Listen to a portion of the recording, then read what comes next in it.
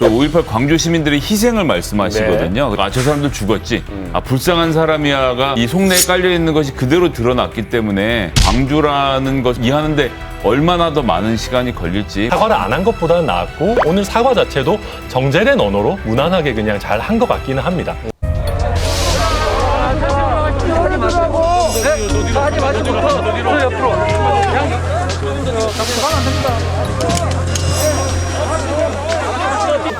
사랑하는 광주 시민 여러분, 제 발언으로 상처받으신 모든 분들께 머리숙여 사과드립니다.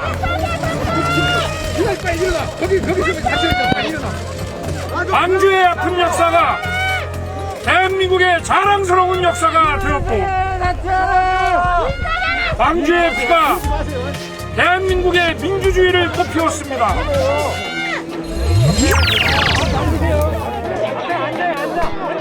광주 방문을 두고 일각에서는 또 정치적 자작극 아니냐 이런 이야기도 들리고 있는데 저는 쇼 안 합니다.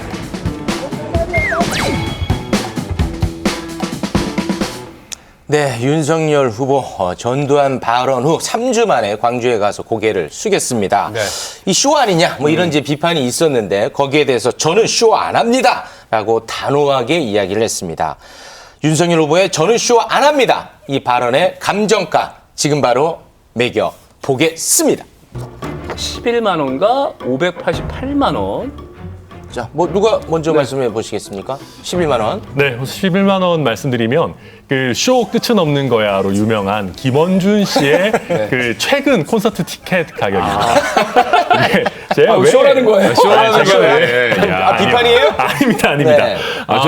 전 변호사님 이런 태도 너무 멋있어요, 진짜. 전혀 아니고요. 그러니까 제가 왜 이렇게 골랐냐면은 사실은 정치가 어느 정도는 쇼입니다. 그러니까 그거 우리가 부정할 수는 없어요. 그러니까 얼마나 좋은 쇼를 하고 국민들에게 도움이 되고 감동이 되는 쇼를 하느냐가 되게 중요한 거거든요. 진정성 있는 쇼는 좋죠. 맞아요. 그러니까 쇼맨십도 어느 정도는 필요한 거고요. 네. 그러니까 윤석열 후보가 요새 보면 그러니까 검찰총장일 때는 되게 자연스러웠는데 정치권에 들어와서는 오히려 쇼맨십이 좀 안 나오는 것 아닌가 하는 우려들이 분명히 많이 있었거든요. 네. 근데 이번에 굉장히 역설적으로 저는 쇼 안 합니다라는 걸 굉장히 멋진 태도랑 단호한 어조로 얘기를 하니까 이제야말로 정치적인 쇼맨십이 좀 생긴 게 아닌가. 저는 이 발언 자체를 굉장히 높게 봤고 네. 또 국민들께 도움이 되는 쇼는 끝까지 계속 하라는 취지에서 11만 원을 선택해봤습니다. 아니, 천하람 위원님. 네. 그 캠프에 들어가고 싶어서 지금 쇼하는 건 아니죠?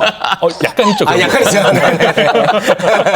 이거 좋은 쇼입니다. 감사합니다. 예. 자, 588만 원. 쇼였죠. 무대 위에서 나는 쇼를 안 한다라는 대사까지가 전부 다 쇼의 한 부분이었다라고 생각하고요. 쇼가 아닐 것 같았으면 애진즉 문제가 생겼을 때 사과하러 광주를 방문했어야 하지만 경선 기간 동안 혹여나 보수의 민심을 다칠까, 당심을 다칠까 그냥 기다리고 있다가 다 끝나고 나서 이젠 그걸 털고 났으니까 쇼를 하는 것 아니겠습니까?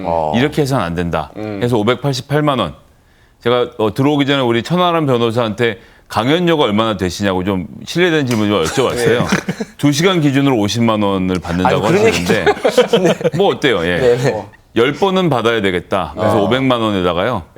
순천까지 KTX가 44,000원, 왕복 88,000원입니다. 10번 왔다 갔다 하면서 순천 지역 민심도 좀 듣고 호남에서는 어떤 정서를 가지고 활동해야 되는지를 우리 천 변호사님한테 좀 배우셔야 되겠다라고 생각했습니다. 앞에 깔린 얘기는 별로 마음에 안 들지만 일단 10번 정도 저랑 만난다 이런 결말 자체는 굉장히 마음에 듭니다. 예. 캠프 직접 가서 교육하신 거 어떻습니까? 아유, 제가 뭐 그렇게까지 굉장히 절실해 보이네요. 네. 그런데 어찌 됐든 간에 뭐 쇼든 아니든 사과한 거는 뭐 의미가 있다고 보는데 맞습니다. 과연 이 사과가 표심에도 영향을 끼칠까, 민심에도 영향을 끼칠까 어떻게 보십니까? 안 끼치죠.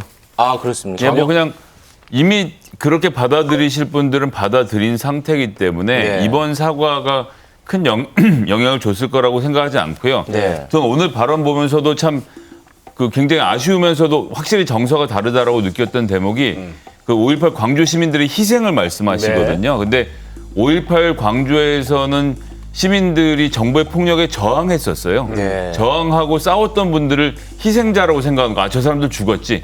불쌍한 사람이야가 이 속내에 깔려 있는 것이 그대로 드러났기 때문에 이 보수 진영, 특히나 국민의힘에서 광주라는 것을 이해하는데 얼마나 더 많은 시간이 걸릴지 우리 천 변호사님이 좀 속성 과정으로 빨리빨리 좀 배워 나가셨으면 좋겠습니다. 아니 뭐 제가 그렇게 뭐 할 수 있는 건 아니겠지만 확실히 뭐 단기간에 민심이 확 돌아서고 하지는 않을 겁니다. 네. 그래도 사과를 안 한 것보다는 나았고 오늘 사과 자체도 정제된 언어로 무난하게 그냥 잘 한 것 같기는 합니다. 네. 그런데 사실 우리 광주나 호남의 민심을 보면요.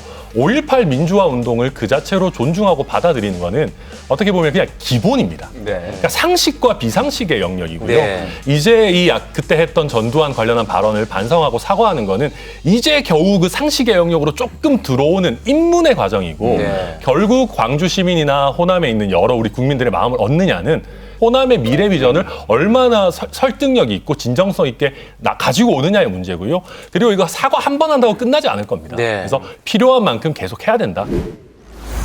네, 여러분 축하드립니다. 다시 고맙습니다. 우리가 그 20몇 년 전에 성남에서 이렇게 법정에서 자주 뵈던 근데 제가 그 말씀을 들었는데 거기를 봤을 텐데 저는 기억이 없어요. 그래요? 왜냐하면 제가 경사 사건을 거의 안 했기 때문에. 아니 그래도 이따가 씩 들어오셨어. 다들 웃고 있는데, 뭐, 긴장됩니다. 네.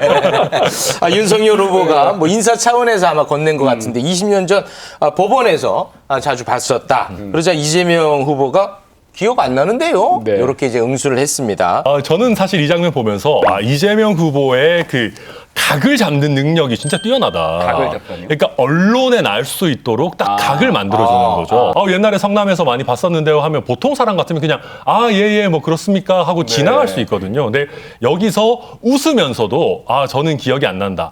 나한테는 당신이 그렇게 인상적이지 않았다라는 얘기를 넣어주는 거거든요. 먹이는 겁니까? 그렇죠. 약간 그런 게 있다라고 보고. 저는 시선 처리가 재밌었습니다. 그러니까 보면 윤석열 후보님 말씀하실 때 처음부터 끝까지 그 옆에 계신 분한테 설명하다가 그렇습니다. 시선 여기까지 돌아가다가 결국 앞에 보고 말씀하시고 네. 상대적으로 정치를 조금 더 오래 한 이재명 후보님은 그래도 윤석열 후보랑 눈을 맞추려고 몇 차례 노력을 하시는 이런 그 밀고 당기는 신경전이 재미가 있었고요. 앞으로는 두 분이 좀 눈을 서로 지그시 바라보면서 대화를 좀 많이 하셨으면 좋겠습니다. 그러기 위해서는 이재명 후보의 제안, 이걸 좀 받아줘야 될 것 같은데, 계속해서 지금 윤석열 후보를 향해서 1대1 회동을 하자. 같이 뭐 여러 가지 의논을 좀 한번 해보자. 그리고 오늘 뭐 귓속말하는 장면이 포착이 됐는데, 나중에 밝혀지기로는 뭐 중간에 사람 끼지 않고 직접 대화하자. 직접 대화하자 뭐 이런 말을 했다고 하는데, 왜 이렇게 계속해서 1대1 만남을 요청하는 걸까요? 할 얘기가 많기 때문이죠. 예. 경쟁자인데? 경쟁자지만 어쨌거나 이 두 후보로 시선이 집중되는 것도 좋고 둘 사이에서 어떤 점이 다른지 같은지도 비교해 볼 수 있어야 하는데 저희가 생각하는 것과 달리 윤석열 후보가 굉장히 좀 중도층이 어필할 수 있는 능력을 가진 분이라고 봐요. 네. 생각 자체가 굉장히 보수적인 분이 아니시거든요. 그래서 얘기를 할 수 있는 포인트가 열려 있다라고 보고 이재명 후보는 말 그대로 뭐 박정희 정책도 다 필요하면 쓰겠다라는 말씀을 하실 정도로 열려 있는 사고를 갖고 있기 때문에 두 분이 당장 지금 재난지원금 문제만 해도 막 그렇게 이 정치권끼리 부딪혔는데 두 분은 딱 얘기를 끊어놓고 보니까 어쨌든 확장 재정을 하자는 데 합의를 봤잖아요. 이런 우연한 조우와 이야기들을 만들어내는 과정 굉장히 좋을 것 같아서 저는 두 분이 얼른 만나셨으면 좋겠습니다. 저는 거부할 이유가 별로 없다라고 이재명 생각해요. 후보는 어떤 의도 없이 순수한 마음이다? 아니 얘기를 하면 자기가 더 잘할 것 같으니까 돋보이고 싶겠죠. 이제 속내가 나오네요. 그렇지만 윤석열 후보가 지난 토론 과정에서 그러면 상대방 후보에게 심하게 밀렸느냐? 그렇지도 않거든요. 딱히 손해볼 일이 아니에요. 네. 근데 진짜 이 협상 테이블로 끌어내기 위해서 이렇게 네. 상대를 띄워주는 이 능력, 우리 김성애 대변인의 능력을 많이 배워야겠다라는 이분이 생각이 민주당도 들고요. 아니에요. 그렇죠, 사실. 근데 진짜 영입해야 되는데 아무튼 저는 일단 아까 말씀하신 것 중에 자신감의 표현도 분명히 있습니다. 이재명 후보도 내가 주도할 수 있다, 내가 더 잘한다라는 자신감의 표현도 분명히 있는 것 같고요. 근데 저는 요새 이재명 후보 보면 빨리 대장동에서 벗어나야지 이런 생각에 좀 휩싸여 있는 것 같아요. 뭐 가서 되게 뭘 많이 던져요. 뭐 이렇게 재난지원금도 그렇고 음식점 총량제도 그렇고 가가지고 심지어는 뭐 오피스 누나 얘기하시는 것도 그렇고 굉장히 뭐 이슈들 막 끊임없이 생산을 해내시거든요. 대장동 이슈에서 벗어나기 위한 꼼수인 측면이 분명히 있다.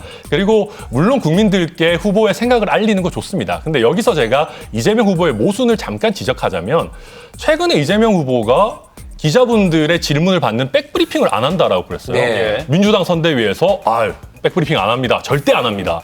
그리고 무슨 명언 같은 말씀도 하셨는데 후보는 걸으면서 말을 하지 않습니다. 이런 멋진 말을 써가면서 굉장히 이재명 지사가 나가는 말의 양을 줄이고 있더라고요. 그런 상황에서 굳이 또 윤석열 후보랑은 1대1 회동을 하자? 저는 약간 앞뒤가 안 맞는 얘기라고 봅니다. 그 영화 같은 데서는 이해찬 대표가 즐겨 하던 말이고 실제로 걸어가면서 백브리핑을 하지 않았습니다. 왜 그렇게 했느냐? 대신 한 달에 한 번씩 정례 회동을 통해서 모든 기자들의 질문을 소화했거든요. 그러니까 이것도 마찬가지로 원래 백브리핑이라는 건 대변인 단위 하는 것이고 후보와의 기자간담회는 주 1회, 뭐 2주에 한 번씩 좀 정기적으로 열어서 기자들의 궁금증은 당연히 풀어드려야 된다고 생각합니다. 근데 저는 그게 약간 이재명 후보의 매력을 떨어뜨릴 수 있다고 봐요. 왜냐하면 그날 궁금한 이슈를 물어보고 거기에 대해서 시원하게 답변하시는 게 사실은 이제명 후보의 소통하면서. 매력 포인트거든요. Stay